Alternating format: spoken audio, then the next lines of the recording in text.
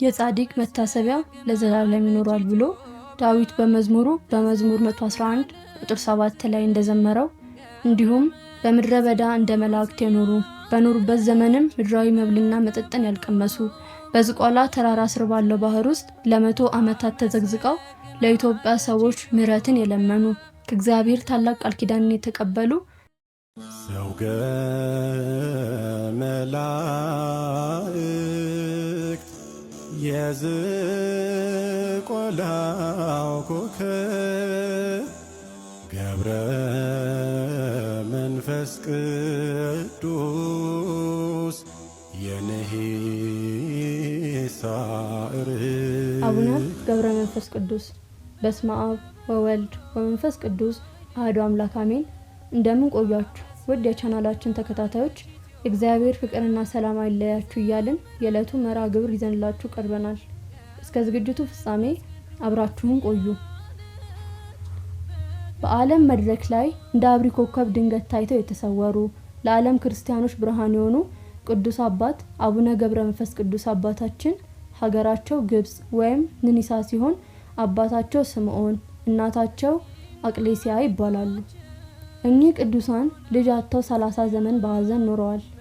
አንድ ቀን ግን ቅድስት አቅሌሲያ ቤተ እግዚአብሔር ገብታ ከስዕለ ሥላሴ ስር ወድቃ ስትማጸን ንስኢ ወልደል ዘይትልኤል ቅሩን ወምኑ ሰማይ ክብሩ ከሰማይ ከፍታ የሚበልጥ ንጽህናውን ከሚካኤልና ከገብርኤል የሚተካከል ክህነቱ እንደ መልከ ጼዴቅ እንደ መጥምቁ መለኮት ቅዱስ ዮሐንስ እንደ ነብዩ ኤልያስ የሆነ ልጅ እንኪ ተቀበይ የሚል ድምጽም ሰማች።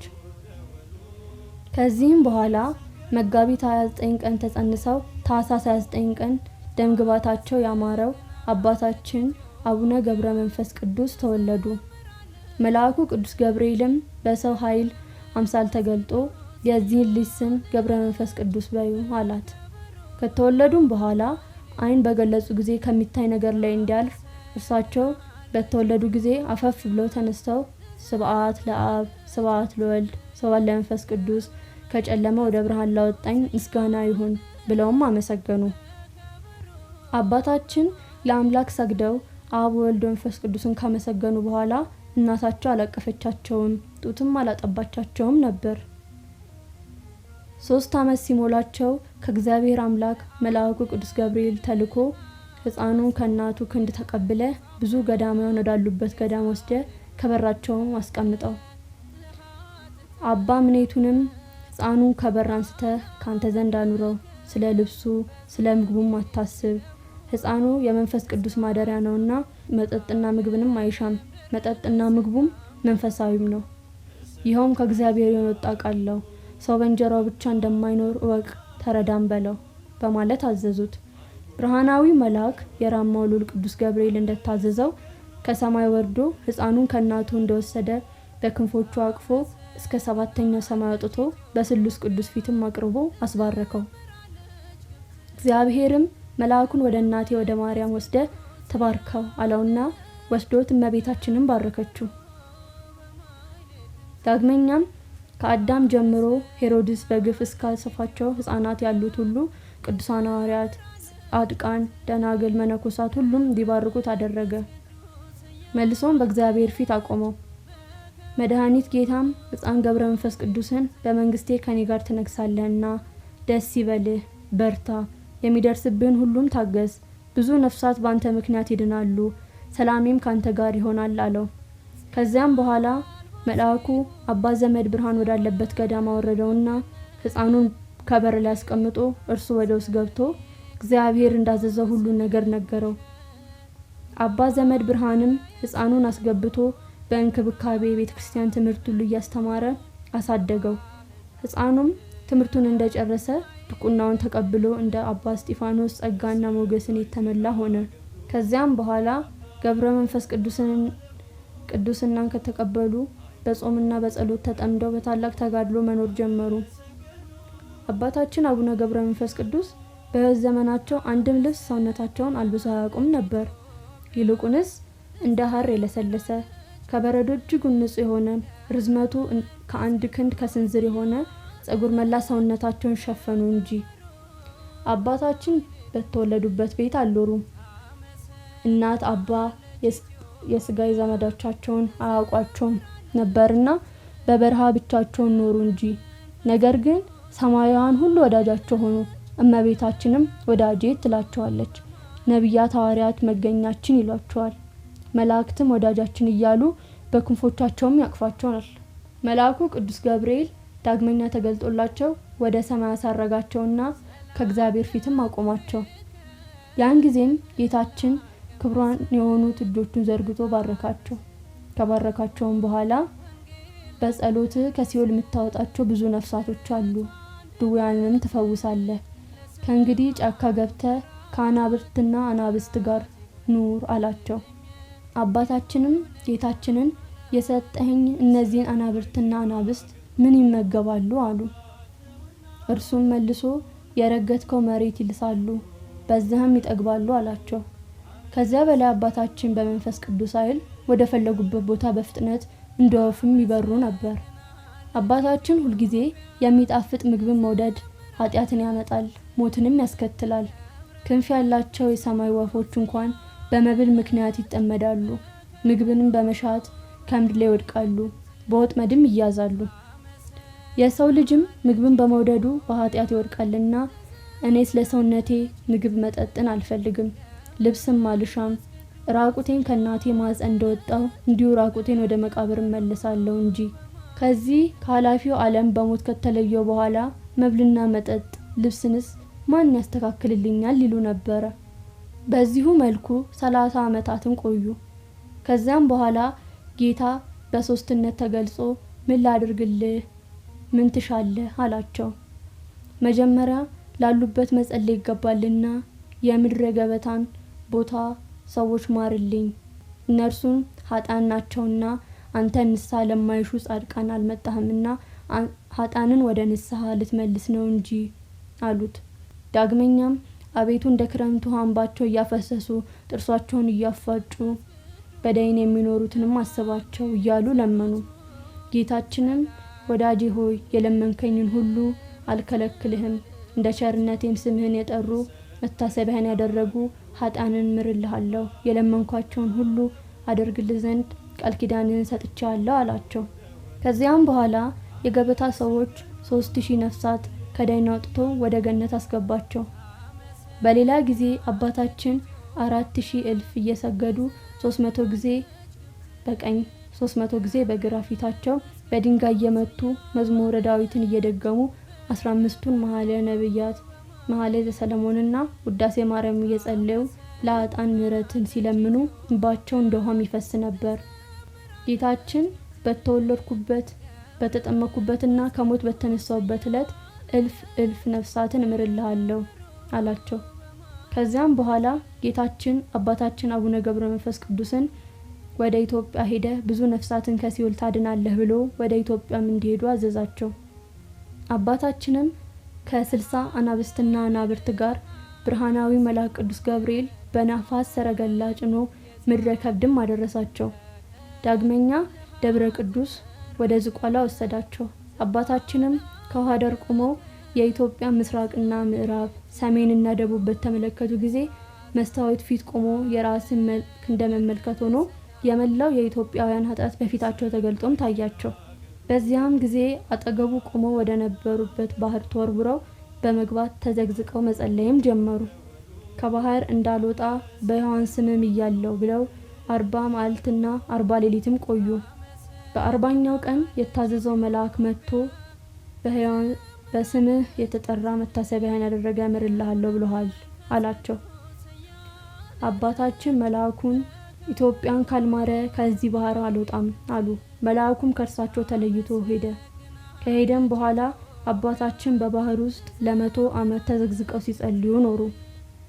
ደማቸውን ፈሶ አለቀና ውሃውም ደም መሰለ። ስጋቸውም አልቆ አጥንታቸውም እንደበረዶ ሆነ። 7300 የሆኑ አጋንንት ከአራቱም አቅጣጫ እየመጡ ሰውነታቸውን በፍላጻቸው ይወጓቸው ነበር። ጌታችን መጥቶ ከባህር ዳር በመቆም ወዳጄ ገብረ መንፈስ ቅዱስ ሆይ መላ ኢትዮጵያ ምሬልሃለሁ፣ ተነስ ከባህሩም ውጣ አላቸው። ከባህሩም ሲወጡ አጥንታቸው እንደ ወንፊት ቀዳዳ ተበሳስቶ ፈጽሞ ደክሞ ነበርና ጌታችን በክቡራን እጆቹ ሁለመናቸውን በዳሰሰው ጊዜ እንደ ቀድሞም ደህና ሆኑ። ከባረኳቸው በኋላም ዳግም ወደ ምድረ ከብድ እንዲሄዱ አዘዛቸው።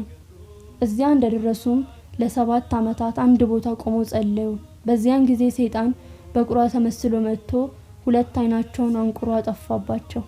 ነገር ግን አባታችን ጸሎታቸውን አላቋረጡም ነበርና ከ2 ሳምንት በኋላ ቅዱስ ሚካኤልና ቅዱስ ገብርኤል መጥተው ዓይናቸውን እፍ ብሎ አበሩላቸው። በኋላም አባታችን ከሰማይ ፍጹም ኃይል ይሰጣል፣ ጠላቶችንም ትበቀል ዘንድ ወደ ዝቋላ ሂድ ብለዋቸውም አረጉ። አባታችን ወደ ዝቋላ በጀመሩበት ጊዜ መንገድ ላይ ሥላሴ በአምሳለ አረጋውያን ተገልጠው ከትራ ስር ተቀምጠውም አገኟቸውና በእግዚአብሔር ዙፋን ተማጽነንሃል፣ አዝለክ 1 ምዕራፍን አሻግረን አሏቸው። አዝለው ካደረሷቸው በኋላ አባታችን ከወዴት እንደመጡ 3ቱ አረጋውያን ሲጠይቋቸው በአንድነት ሶስትነት ተገልጠው ታዩአቸው። በዚህም ጊዜ አባታችን ደንግጠው ወድቀው ለሥላሴ ሰገዱ። እግዚአብሔርም አንስቷቸው ወደ ዝቋላ ሄደ፣ ጠላቶችን ተበቀላቸው ብሎ አዘዛቸው። አባታችንም በዘባነ መብረቅ ደርሰው 7ቱ ሊቃነ መላእክት አጋዥ አድርገው 7000 እልፍ 1000 አጋንንትን በመብረቅ ማጭድ አጭደዋቸዋል። አባታችን ወደ ምድረ ከብድ ከተመለሱ በኋላ መንፈስ ቅዱስ የጠራቸው ቅዱስ ሳሙኤል ከዋልድባ፣ አባ አንበስ ከዘአሉ እና አቡነ ቢንያም ከነነይ ግብጽ በአንበሶቻቸው ላይ ተቀምጠው ወደ አቡነ ገብረ መንፈስ ቅዱስ ለመባረክም መጡ። አባታችን ግን ተሰውረው ነውና ስለነበረ 3ቱ ቅዱሳንን አላገኟቸውም ነበር። በዚህም ጊዜ ለ7 ቀን ሱባኤ ይዘው ሳለ የአባታችን ቁጡ አደገኛ አናብስትና አናብርት የቅዱሳኑን አናብስት ደማቸውን ጠጥተው ስጋቸውን አጥንታቸውን ሳይቀር በሏቸው። በሁኔታውም ቅዱሳኑ በተረበሹበት ጊዜ አባታችን የእግዚአብሔር ቅዱስ ሰላም ለእናንተ ይሁን፣ አትፍሩም አሏቸው። ቅዱሳንም አባታችን ሆይ ጸሎትን ቅዱስ እንደሆነ ባወቅን ጊዜ በእግዚአብሔር ፍቃድ እንባረክ ዘንድ ወደ አንተ መጣን። ነገር ግን ባላገኘነ ጊዜ እስከ 7 ቀን አለቀስን። ዳግመኛም ያንተ አናብርቶች የኛን አናብስቶች በተው በሉብን አሏቸው። አባታችንም አንበሶቻቸውን እስከ ዕለተ ሞቴ ድረስ በእግራ ከረገጥኩት ምድር በቀር እግዚአብሔር ያላዘዛችሁን ለምንስ በላችሁ? አሁንም የበላችሁትን ትፉ አሏቸው። አናብስቱም የበሉትን አንዳች ሳያስቀሩ ተፉ። አባታችንም የቅዱሳኑን አናብስት በጸሎታቸው ወደ ሕይወት መልሳቸው ባርከው ወደ መጡበት ሸኝቷቸዋል። ከዚህም በኋላ አባታችን ጌታችን ተገለጠ። ብዙ ምስጢራትን ካገራቸው በኋላ ወደ አረማውያን ሀገር ሄደው እንዲያስተምሩና የማደርስባቸውን መከራን ጭምር ነገሯቸው። ነገር ግን አንዳላቸውም ወደ አረብ ሀገር ሄዱ። አንድ ጣዖት አምላኪ ንጉስ በመንገድ ጣዖት አሸክሞ እያስጨፈረ ሲጓዝ ከመንገድም አገኙት። በዚያን ጊዜ ጣዖቶቹ ላይ አድረው የነበሩት አጋንንት አባታችንን ሲያዩ ከጣዖቶቹ ወጥተውም ሄዱ። ጣዖቶቹም ወድቀው ተሰበሩ። ንጉሱም ይህንን ባየ ጊዜ በቁጣ ተነስቶ የአባታችንን ራስ ለመቁረጥ ሰይፉን መዞ ተነሳ። በዚያን ጊዜ የመብረቅ ነጎድጓድ በመውረድ ንጉሱንና ወታደሮቹን በሙሉ አጠፏቸው። አባታችን በመብረቅ የሞቱትን ሰዎች ባዩ ጊዜ ውስጣቸውን በሐዘን አለቀሰ። ነፍሳቸውም የጽልመት መልአክ ወደ ገሃነም ሲያወርዳቸው ተመለከቱ። ጌታችንንም እነዚህ ሰዎች ማርልኝ አሉት። ዳግመኛም ሰው ስተተኛ ነው፣ አንተ ግን ማሪ ይቅር ባይ ነህና በእኔ ምክንያት እነዚህን ሰዎች አትፍረድባቸው እያሉ በለመኑት ጊዜ ጌታችንም ተሰወረባቸው፣ ወደ ሰማይም አረገ። አባታችን ወዲያው አጠገባቸው ካለው ገደል እግራቸውን በገመድ አስረው ቁልቁልም ተዘግዝቀው ተሰቀሉ። ሰይጣንም መጥቶ ያቺን ገመድ በቆረጣት ጊዜ አባታችን በገደሉ ሲወድቁ መልአኩ ቅዱስ ሚካኤል እንደ አይን ጥቅሻ መጥቶ አባታችንን አቅፎ ያዛቸውና በእግርህ ላቁምህ ወይስ በራስህ ላቁምህ ትወዳለህ አላቸው። አባታችንም ተወኝ በራሴ ልቁም አሉትና መልአኩም ባህሪያን ትቷቸው አረገ። አባታችን በጥርሳቸው ድንጋይ ነክሰው 30 ዓመታት ተዘግዝቀው ሲጸልዩ ናላቸው ሁሉ ፈሶ አለቀ። አንጀታቸውን ፈሶ እንደ እንጨት ቅርፊት ሆኑ። ከ30 ዓመታት በኋላ 7ቱ ሊቃነ መላእክትና እናቱ ቅድስት ድንግል ማርያምን አስከትሎ ወደ አባታችን መጣ። 3 ጊዜ በስማቸው ጠርቶ እነዛን ከሃዲዎች ምሬልሃለሁ አላቸው። አባታችንም ነክሰውት የነበረውን ድንጋይ በተፉት ጊዜ ጥርሶቻቸው አብረው ተነቅለውም ወደቁ።